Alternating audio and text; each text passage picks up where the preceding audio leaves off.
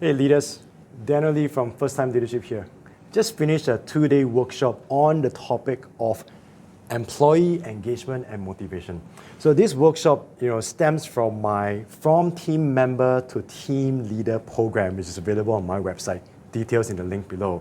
Right? So what this program is specifically for, it's for new team leaders or leaders who are relatively new in their journey and they want to understand the mindset of being a team leader as well as how to build and lead a team.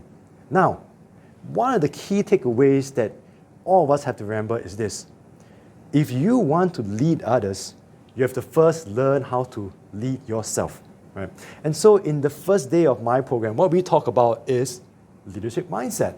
Right? We answer the question of how do we lead, right?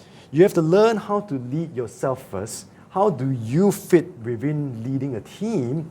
And then understand what are some of the things that you need to do in order to lead others. And that's the real key takeaway here. If you want to learn how to lead others, the first thing that you got to do is to learn how to lead yourself.